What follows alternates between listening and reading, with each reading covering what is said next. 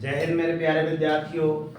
आज कक्षा 8वीं की ये प्यारी सी गणित है और हम इसका अध्याय क्रमांक नंबर 5, क्या नाम है, वर्ग और वर्गमूल, ये अध्याय 5 का अध्ययन करेंगे। इसका पहला सवाल देखते हैं। लिखा है, निम्नलिखित संख्याओं के वर्गों के इकाई के अंक क्या होंगे। सबसे पहले वर्गों के इकाई के अंक अर्थात आपके यही होंगे, 1 से लेकर कहाँ तक, 9 तक, यही आपके अंक रहते हैं। यदि इनमें से बोला जाता है कि सर इसके इकाई के अंक क्या होंगे, तो अपन देख के ही बता देंगे फटाक से। जैसे वर्ग अगर निकालना चाहें, 1 का वर्ग कितना होता है आपका, 1 होता है। 2 का वर्ग 4 होता है। 3 का वर्ग 4 का वर्ग 16। अब इनके अब भी जस्ट निकालूंगा मैं इकाई का अंक, ठीक है ना। 5 का वर्ग 6 का वर्ग 7 का वर्ग 8 का वर्ग 64, 9 का वर्ग 81, ठीक है ना।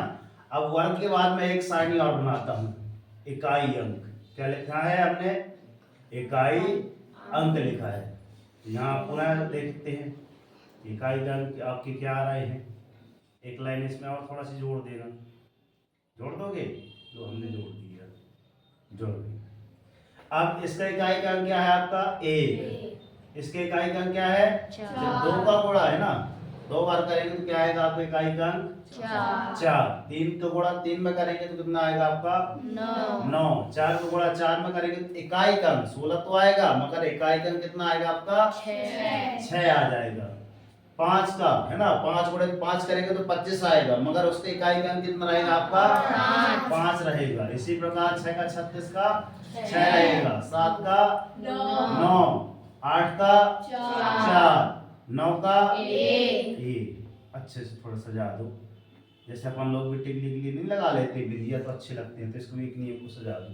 अब यहाँ पे देखो वास्तव में कितने अंक आए, वास्तव में अंक जो आपके दोहराए गए हैं, 1 आया है,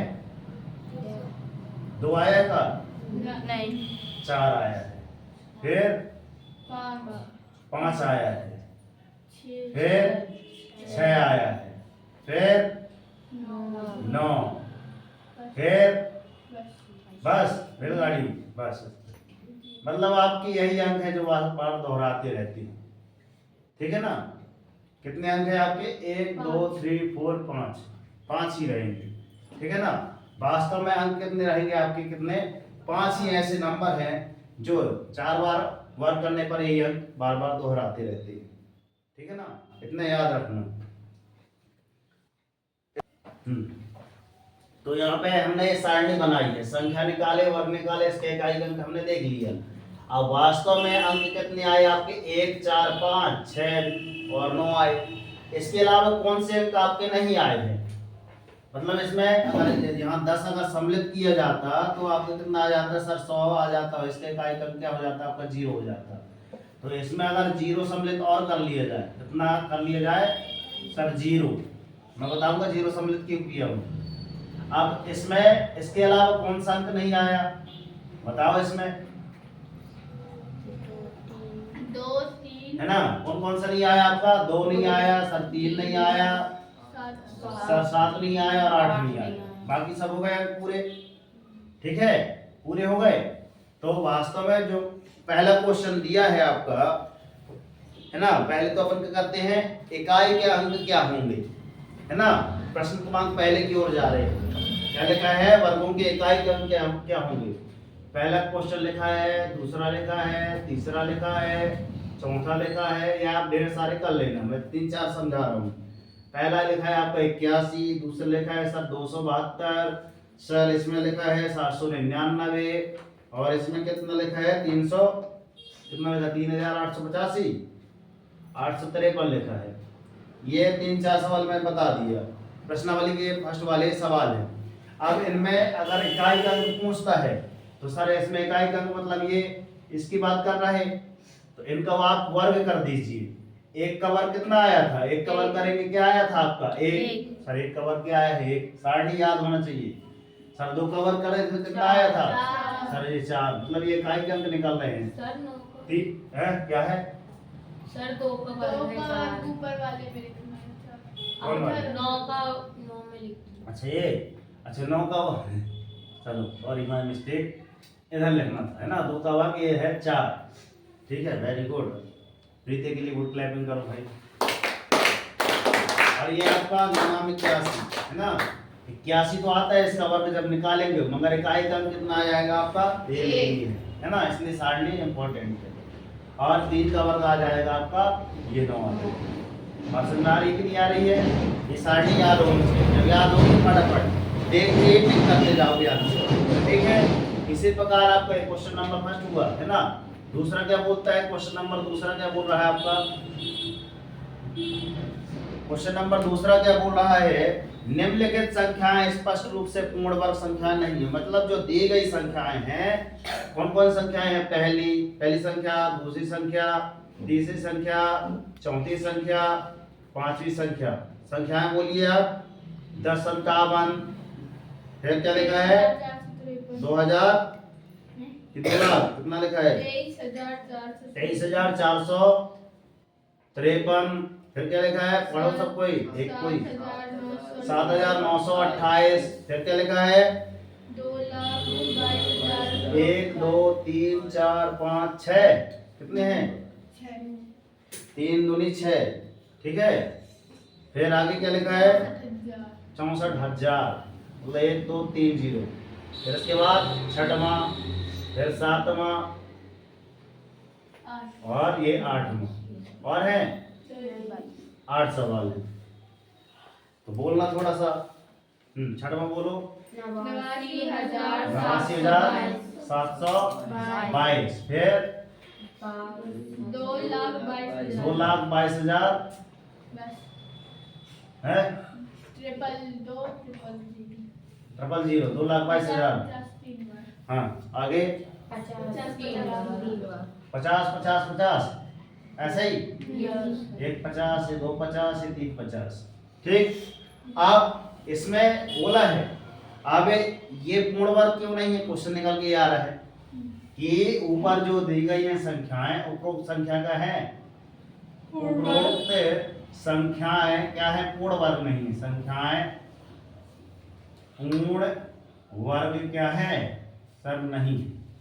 पूर्ण वर्ग कौन है सर? ये लिखा है ना, इसलिए तो एग्जाम्पल दिया था मैंने। 100 जिसका क्या निकल जाए? अंडर रूट निकल जाए। जैसे पूर्ण वर्ग कौन है?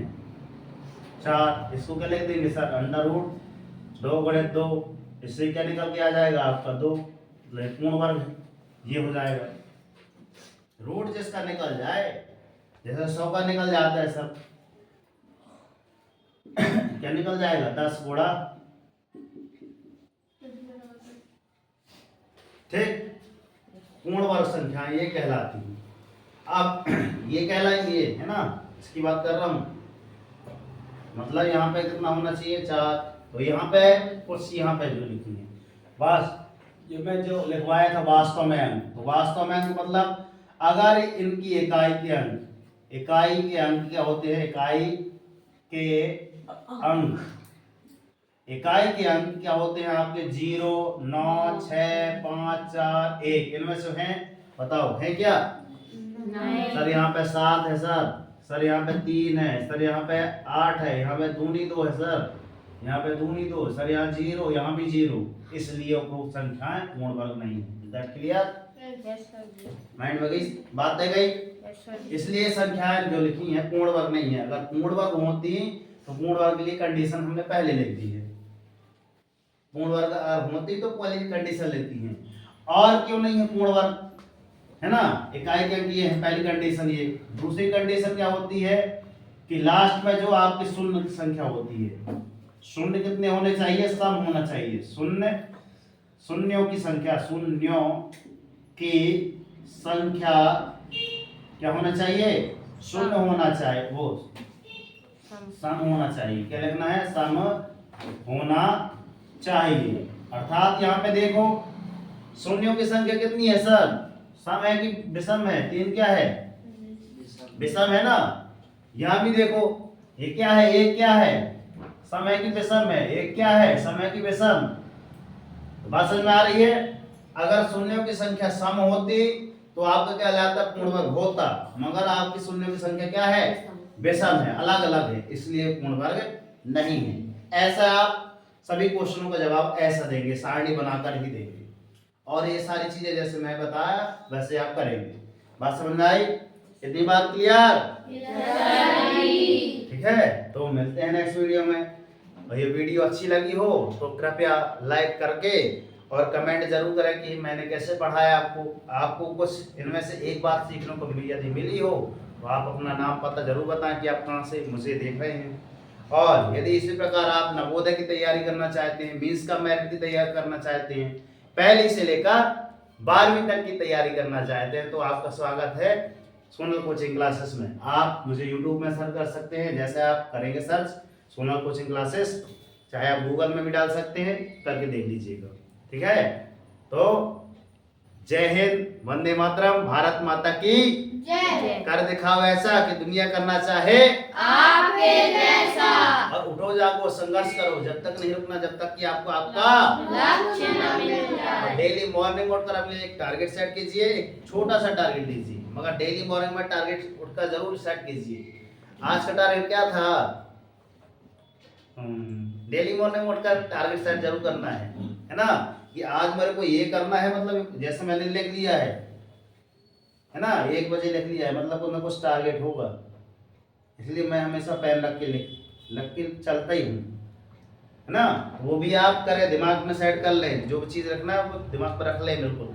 यहाँ आप 1 बजे ये करने वाले हैं, 1 बजे तक इतना चीज़ काम खत्म कर देंगे, ये टारगेट आप लेकर चलिए कि हाँ आज मुझे वहाँ बैठ के इतनी चीज़ें, ये सारणी याद करना है तो कितने मिनट में याद कर पाऊंगा, 5 मिनट में, 10 मिनट में, ऐसे अगर और ढेर सारे सवाल आ जाएंगे तो कैसे करूंगा इस सवाल को। तो टारगेट जरूर रखिए, अगर टारगेट नहीं रख पाएंगे ना कुछ ना कर पाएंगे जिंदगी में। टारगेट रखना बहुत जरूरी है, क्योंकि मैं अगर कुछ भी चीज़ यहाँ पे पढ़ाता हूँ तो टारगेट लेकर ही पढ़ाता हूँ कि हाँ अगर ऐसे, इसके अलावा भी ढेर सारी संख्या दे देना है आप। मैं क्या बोल रहा हूँ कि ये किताब बस की नहीं, आप इसके अलावा कोई भी संख्या दे दे आपसे यूं बन जाएंगी ना, कोई भी संख्या यहाँ पे लिख दिया जाए तो अपने आप बन जाएंगी आपसे। ठीक है ना, तो जय हिंद, वंदे मातरम, भारत माता की जय, राष्ट्रीय तिरंगे झंडे की जय, सरस्वती मैया की जय हिंद बच्चों।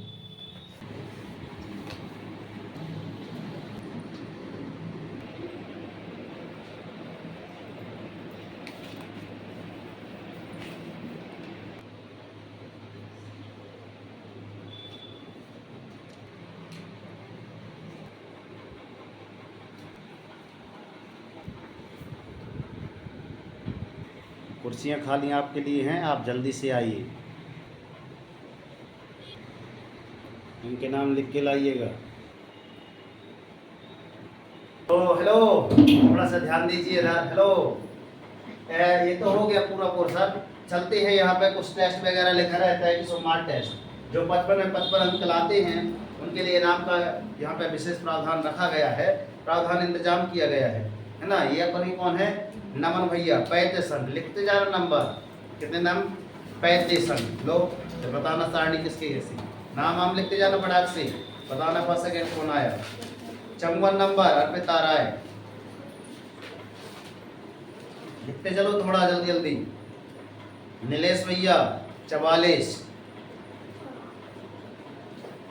ठीक है, बाद में दे देना, पहले नंबर लिखते चलो फटाफट। फिर ये है अपने सूरज 20 नंबर, सूरज 20। रूबी लिखो 51, फटाफट बिल्कुल। और 43 नंबर अपने कौन है? समीर भैया। अल्ताफ 44। 12 नंबर शुभम है। भैया थोड़ा मेहनत करो, नए स्टूडेंट है कोचिंग की, पुराने नहीं हैं। ये 32 नंबर